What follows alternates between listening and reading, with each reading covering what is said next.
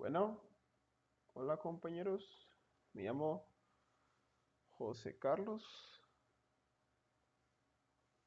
y les voy a presentar José Carlos y les voy a presentar la obtención de 36 a 38 ATPs en el cuerpo a través de una molécula de glucosa.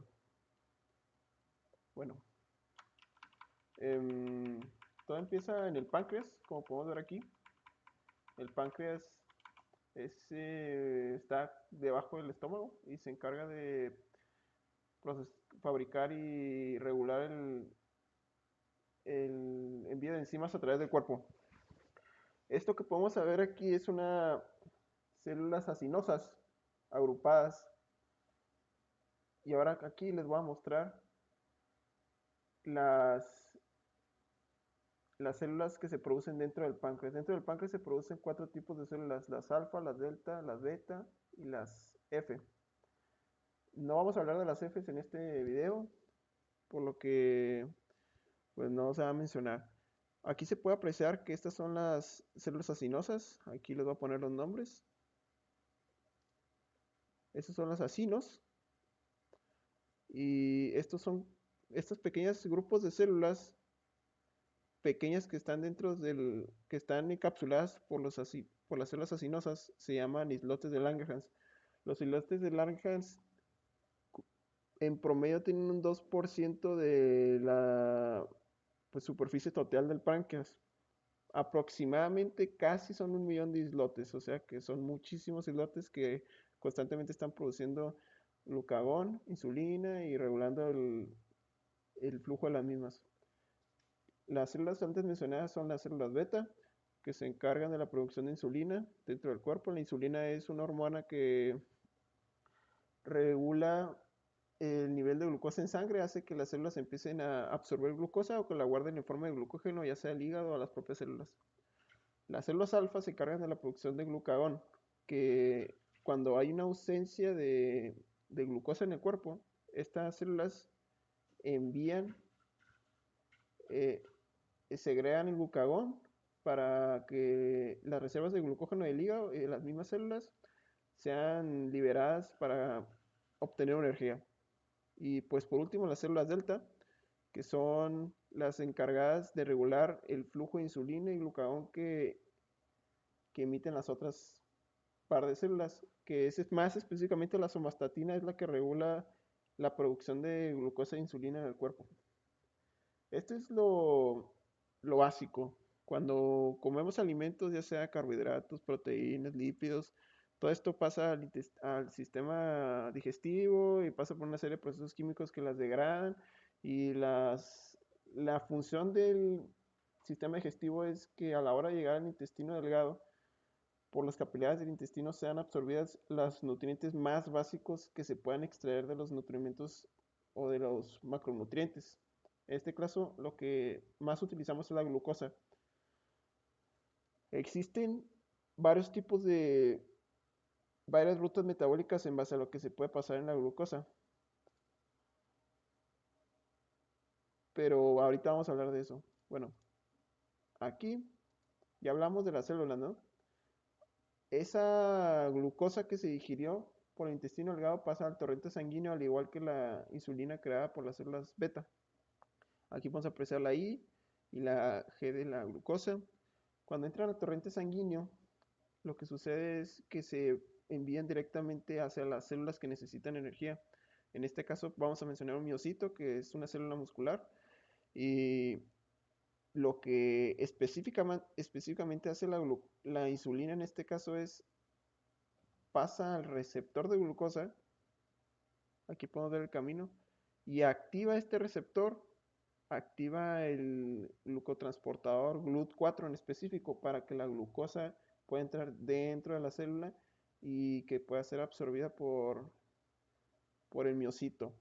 El canal iónico de glucosa se abre gracias al receptor de insulina, la insulina activa el receptor y la glucosa entra dentro de la sangre, dentro de la célula. Dentro del citoplasma se desarrollan una serie de rutas metabólicas que vamos a mencionar a continuación Y como si son un poco observadores, se pueden dar cuenta que aquí tenemos un organelo que es muy importante dentro de las rutas metabólicas que vamos a mencionar, que es la mitocondria, este pequeño guisante, vamos a decir, es la mitocondria que va a ser un organelo fundamental de la producción de energía de las células. Bueno, pasamos a las rutas metabólicas.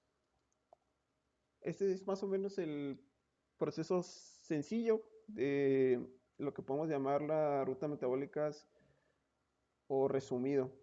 Aquí podemos ver que tenemos a la glucosa que se convierte a 2 piruvatos, a 2 acetil-CoA y oxalacetato. Bueno, esa es una versión muy resumida de lo que ocurre. Si se dan cuenta, la glucosa se parte en dos moléculas de piruvato, se parte en dos moléculas de acetil y en una molécula de oxalacetato. Lo que sucede después es la liberación de pequeñas sustancias o proteínas, vamos a decir, que ocurren cuando se llevan a cabo los procesos. El proceso de la glucosa a 2 piruvatos se le conoce como glucólisis y la glucólisis genera un rendimiento neto de 2 ATPs y 2 NADHs positivos.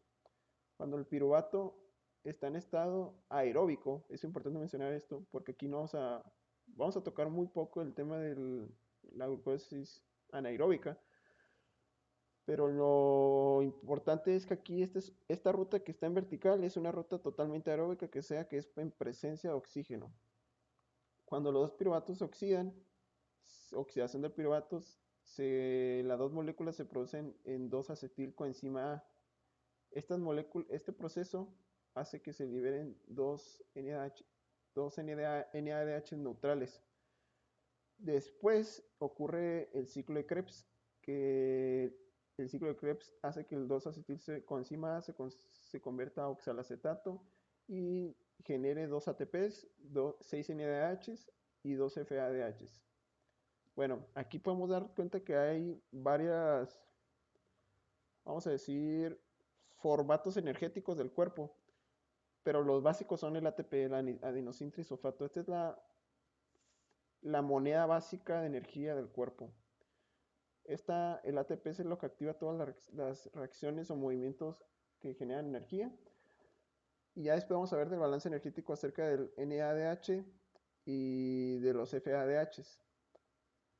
Cuando la ruta es anaeróbica y los piruvatos se convierten a lactato, se le denomina lactogénesis. Y este es un proceso, pues, que utiliza el cuerpo en ausencia de oxígeno. Cuando el oxígeno puede llegar a la mitocondria, utiliza este proceso que genera poca energía, pero ayuda a mantener los estados de glucosa normales. Bueno, hablando un poquito más sobre la glucosis y el ciclo de Krebs. La glucólisis tiene una serie de 8 pasos. Cuando la glucólisis se convierte a 2 piruvatos, los 8 pasos de la glucólisis se hace que se generen los 2 piruvatos. Y después, los del ciclo de Krebs son 10 pasos que se repiten 2 veces. Esta es la versión multiplicada por 2, porque como son dos moléculas, el proceso tiene que girar, vamos a decir, 2 veces. En una molécula de acetilcoenzima sería un ATP, 3 NADH neutrales y un FADH. Pero esta es la versión con los 2 acetilcoenzima que ya están. Como vimos anteriormente, la glucosa entró al citoplasma del miocito, ¿no? Aquí es cuando la glucosa se convierte a 2 piruvatos. Esto sucede dentro del citoplasma. Y cuando llega directamente a la mitocondria, ocurren la oxidación del piruvato y el ciclo de Krebs. Estos procesos ocurren dentro de la mitocondria, específicamente en la matriz de la mitocondria, en el mero centro, donde están los relieves y los valles de la mitocondria. Esa es la matriz. Ahorita vamos a hablar un poquito más sobre la matriz y lo que sucede dentro de la mitocondria, porque el paso que hace que la moneda sea cambiada, los NaHs son una moneda distinta, vamos a decirlo de esta manera, una moneda diferente energética. El cuerpo no le sirve del todo los NADHs utilizarlo como energía. Pero en la fosforilación oxidativa, estos NADH y FADH se cambian por ATPs.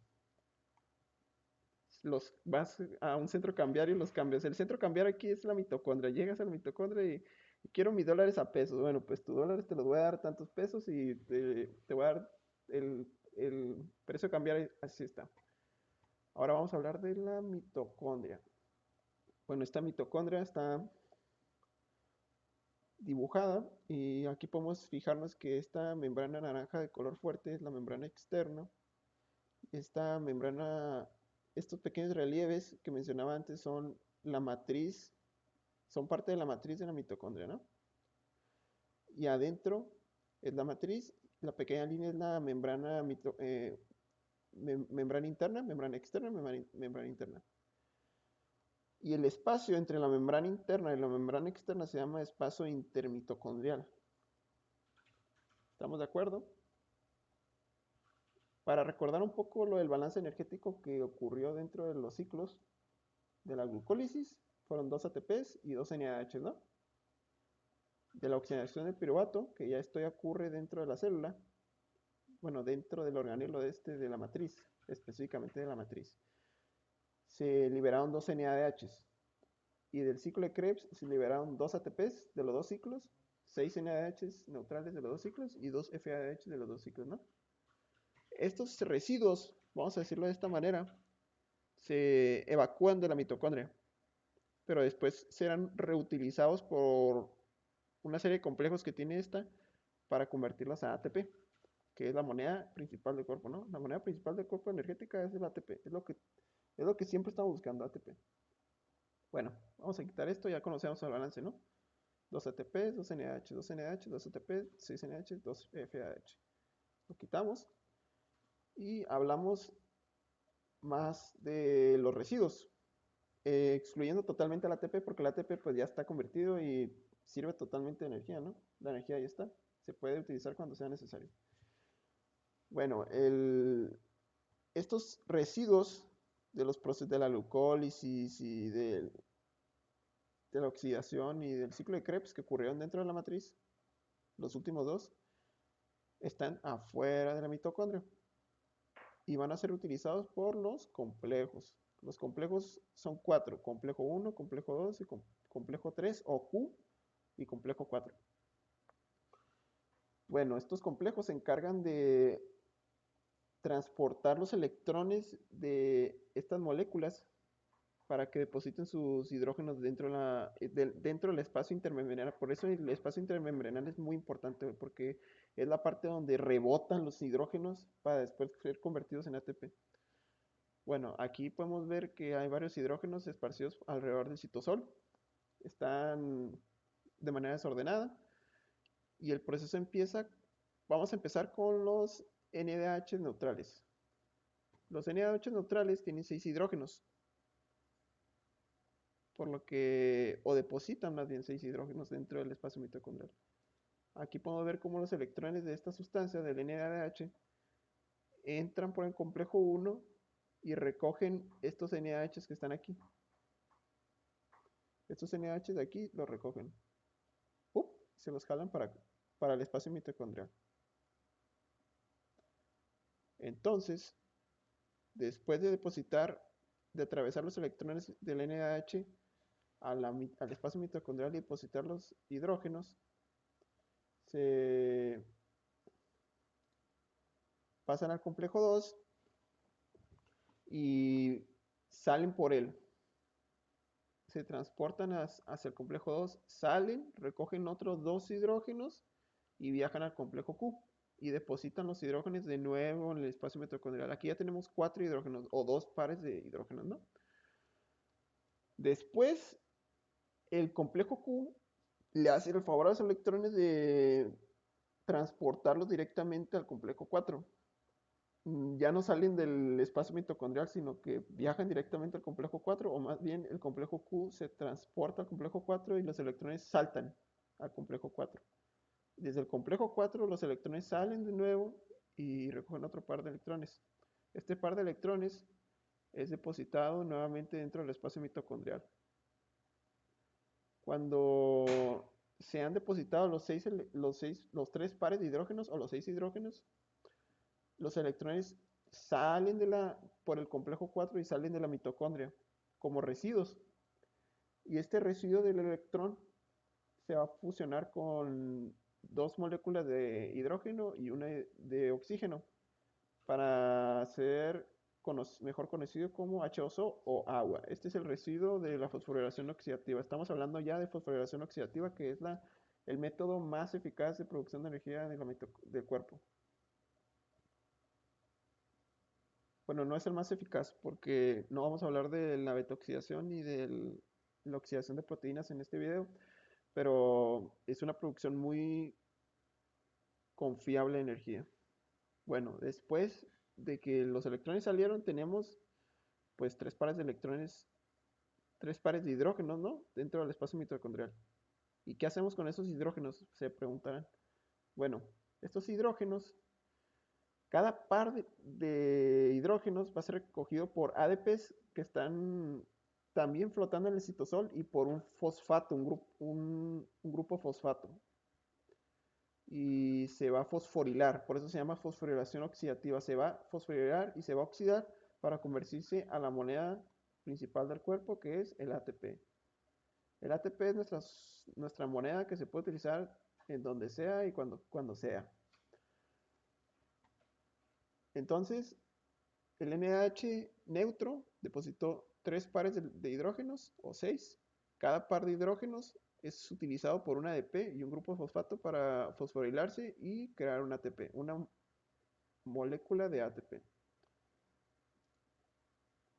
Ahora vamos a hablar de qué pasa con los NADHs. Ay, ¿qué pasa con los FADHs y los NADHs positivos?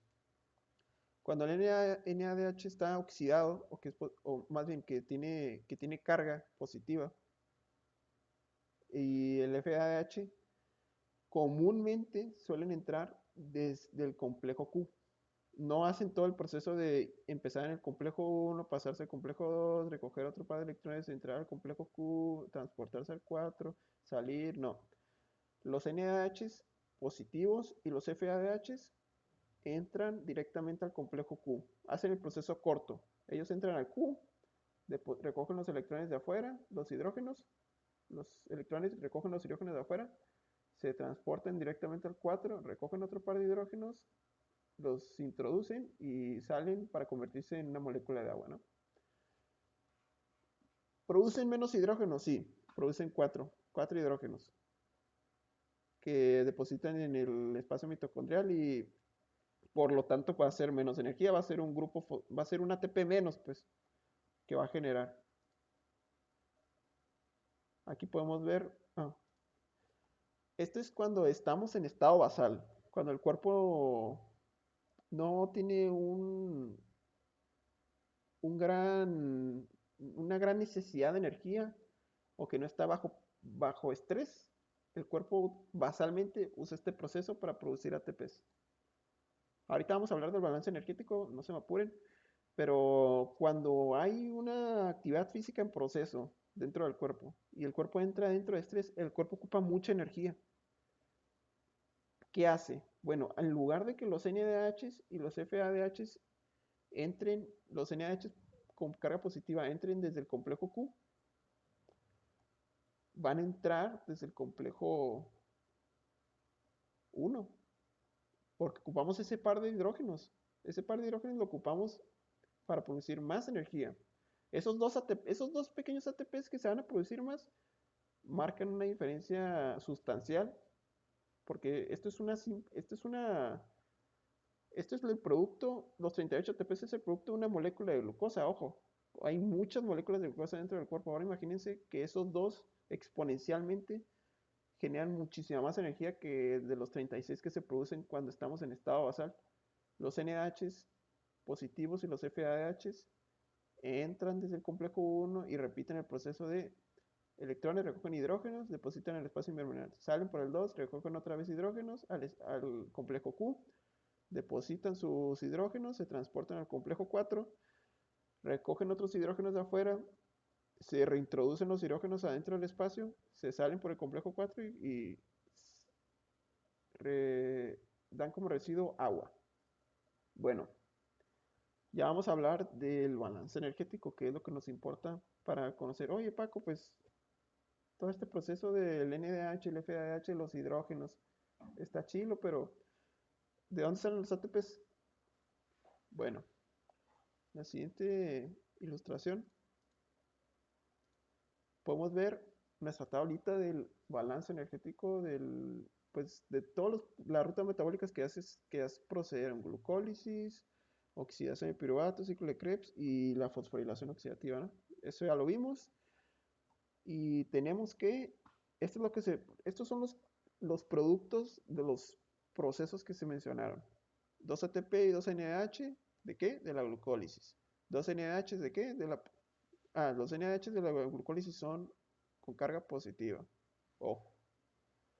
Los 2 NADH de la oxidación de piruvática, 2 ATPs, 6 NADH y 2 FADH de ciclo de Krebs. Que recuerden que esto es multiplicado por 2 porque el ciclo es doble, al igual que estos. Este también es doble. El 2NH realmente se produce uno, pero como son dos moléculas se producen dos.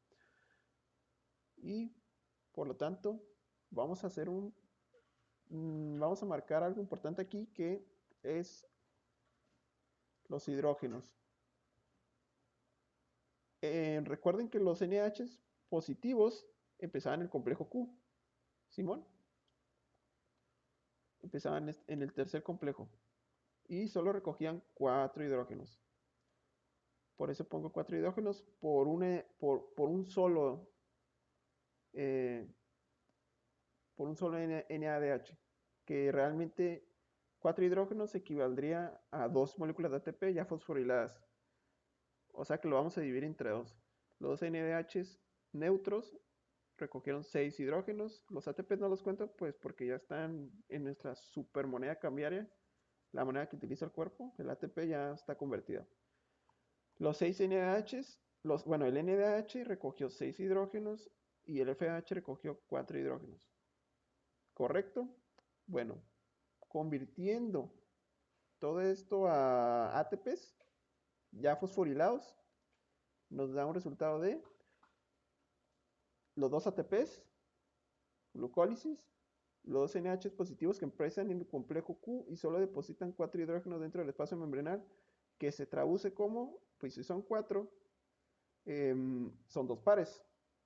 O sea que 2 por 2, 4. Son 4 hidrógenos. Lo dividimos entre 2 porque este es una molécula. Esto es de la... Sí, esto es de una molécula. 2 de la carga positiva del NH, ¿no? Esto es positivo en presión el complejo Q. Los 2 NH neutrales se multiplican por 3, porque 6 entre 2 es 3.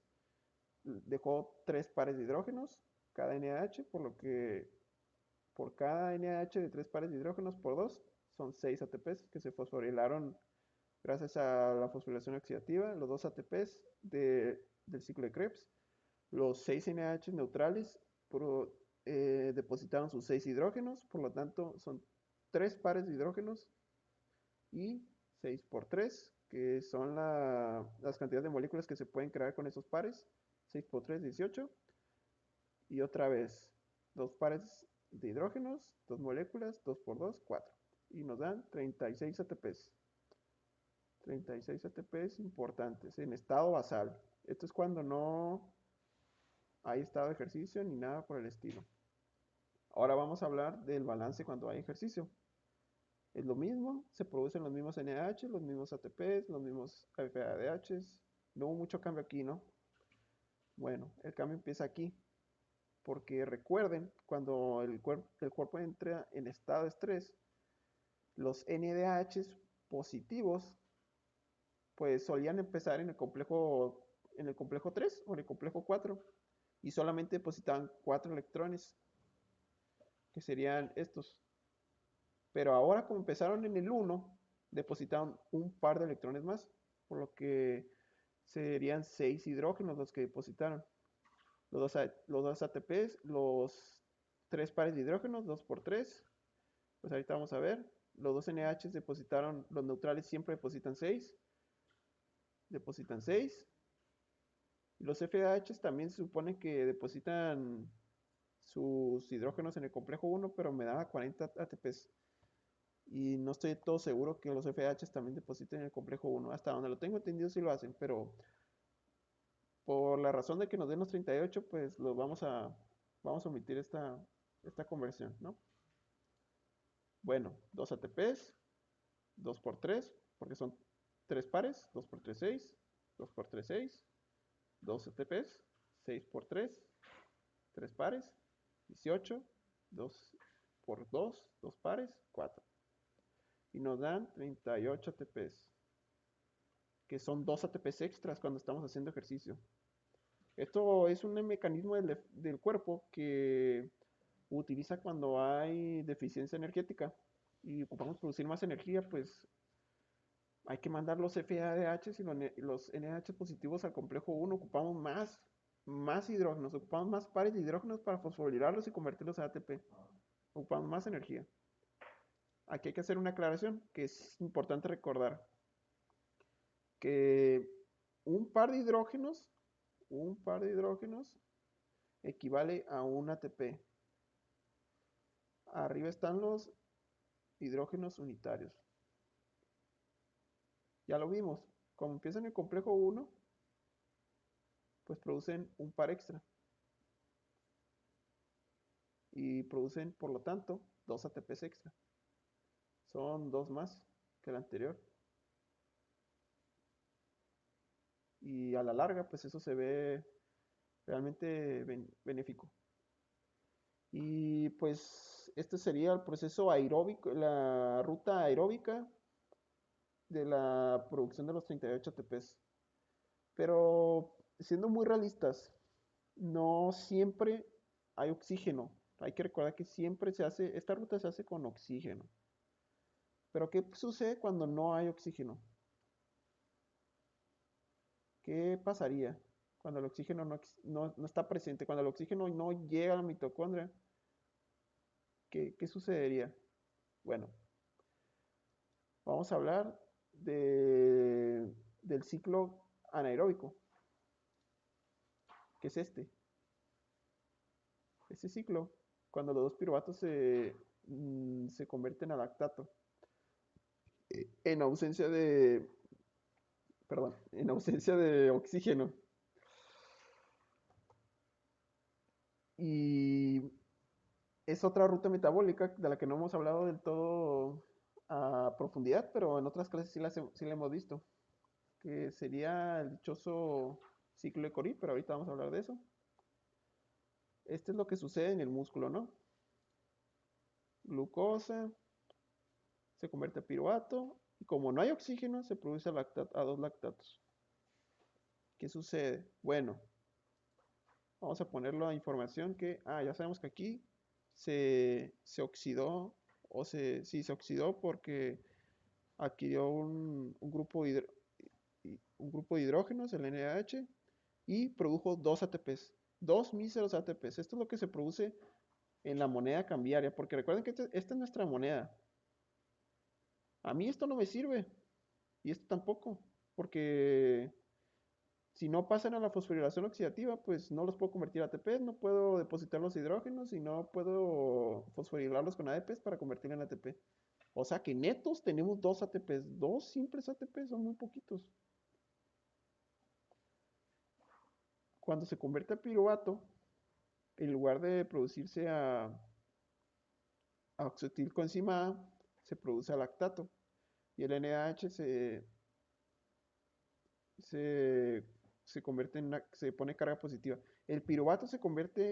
Los dos piruvatos se convierten a 2 lactato gracias a la enzima LDH, que es conocida como lactato deshidrogenasa. Perdón los acentos, pero pues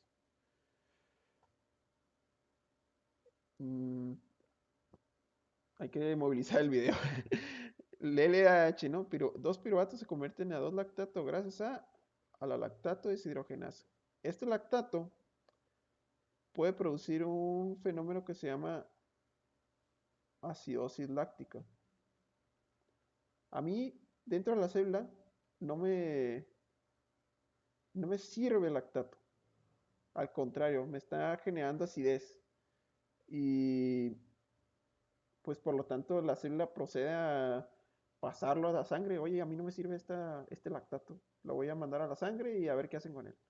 Bueno, la sangre lo pasa directamente al hígado. El hígado tiene la capacidad de, de crear un proceso que se llama gluconeogénesis. Aquí estamos hablando de glucólisis, que la glucosa que pasó por un proceso catabólico para convertirse a 2-lactato y pasar a la sangre. Glucólisis, glucosa, lisis, destrucción. Destrucción de glucosa. Bueno, cuando pasa al, a, a la sangre y llega al hígado, los 2-lactatos pasan por un proceso inverso. Recordemos que la glucólisis tiene una serie de 8 pasos. Los 8 pasos van a ser ahora al revés, de abajo hacia arriba, para convertir ese lactato, esas 2 moléculas de lactato, a glucosa. Y el proceso, por lo tanto, va a ser anabólico, o sea que va a ser integrador. Va a integrar esas 2 moléculas de lactato para convertirlas a una molécula útil de glucosa. Bueno, quitamos esto, lo voy a quitar, que el proceso inverso se llama gluconeogénesis. Glucosa, nuevo, génesis, creación. Yo me acuerdo por, por 3 cosas. Bueno, gluco es el acrónimo de glucosa. Neo, pues si les gusta la historia, neoclasicismo es clasicismo nuevo, neo es nuevo etimológicamente. Y Génesis, pues si has leído poquito la Biblia, Génesis, el Génesis, ¿qué es? Pues el capítulo, vamos a decir, de la creación del planeta. Génesis es creación. Pero aquí no estamos para hablar de esos temas. Esa es mi manera de aprender. Génesis es creación, neo nuevo y glucosa. Simón. Y es un proceso anabólico e inverso a la glucólisis. Los 2-lactatos se producen a 2 piruvatos. El NADH con carga positiva se oxida y se convierte a NADH y vuelve a suceder lo mismo. El lactato se produce a piruvato gracias a la lactato deshidrogenasa. Esta enzima actúa 2 veces, ya sea en el proceso glucólico de glucólisis o gluconeogénico inverso. En ambas convierte o piruvato a lactato o lactato a piruvato. Lactato deshidrogenasa. LADH. Está fácil de aprender. Lactato deshidrogenasa. Los piruvatos se convierten de nuevo a glucosa, pero, ojo aquí, la inversión que se hace para convertir las 2 moléculas de piruvato a glucosa son de 6 ATPs. ¿Qué estamos viendo aquí? O sea que gasté más de lo que gané, ¿no? Aquí gané 2 ATPs, que estos son más. Pero para producir de nuevo el piruvato de glucosa, gasté 6. Pues sale perdiendo, ¿no? Pero la glucosa me es más útil que el lactato dentro de la célula del miocito, porque no me produce acidosis láctica, la puedo volver a mandar a la sangre y mandar al miocito o al músculo y reutilizarla para volver a conseguir 2 ATPs. Porque realmente, si nos ponemos a recordar, se regeneran 2 ATPs en la glucólisis y 2 NADH positivos. ¿Simón? Y recordemos que cuando estamos en estado basal, estos NADHs equivalen a 4 ATPs, porque nomás depositan 2 pares de hidrógenos. O sea que me dan 6. Esto lo voy a recuperar tarde o temprano cuando deje de hacer ejercicio, cuando el cuerpo deje de estar en estado de estrés, pues va a recuperar la energía perdida, vamos a decir, con el proceso aeróbico de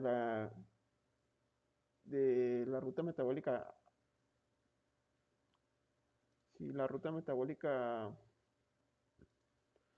aeróbica. Este ciclo de glucólisis y gluconogénesis se le conoce como ciclo de Cori. Hice un rayón aquí abajo, así que se puede malinterpretar, pero lo que importante es esto, ciclo de Cori. El ciclo de Cori fue descubierto por la pareja Cori y la esposa de Cori, que en este momento no recuerdo bien el nombre, fue la primera mujer en ganar un premio Nobel de ciencias en la historia. O sea que este es un proceso, aparte de útil, histórico. Muy bien, pues bueno, esto sería, en resumidas cuentas, todo lo del balance, las rutas metabólicas que existen. Espero que les haya quedado muy claro. Glucosa, 2-piruvato, 2-acetilcoenzima A, oxalacetato. ¿Qué se produce en la glucosa? Los 2 ATPs, que son poquitos. Recordemos que si no se fosforilina nada, pues nomás tenemos 2 ATPs. Los 2-piruvatos en presencia de oxígeno pasan a convertirse a 2-acetilcoenzima A por la oxidación del piruvato y generan como, vamos a decir, residuo 2 NADH. Los 2-acetilcoenzima A se convierten en oxalacetato y el oxalacetato genera 2 ATPs, 6 NADH neutros y 2 FADH a través del ciclo de Krebs, que tiene 10 pasos. La glucólisis tiene 8 pasos. Este se sigue por 2 veces. Recuerda que siempre es por 2, porque son, ¿qué? 2 moléculas de acetil. Y aquí también, 2 piruvatos se generan 2 veces. Bueno, como podrán ver, este proceso pues es catabólico porque de una molécula de glucosa se generan 2, 2 y 2. Creo que aquí también son 2, pero lo vamos a dejar como oxalacetato nomás. Se producen nomás 2 acetilcoenzima A que después van a ser utilizados y se van a convertir en oxalacetato para ser fosforilados en la fosforilación oxidativa, que es este procesito aquí. Bueno, espero que les haya quedado muy claro. Es todo de mi parte. Y cualquier duda me la hacen saber, por favor. Muchas gracias.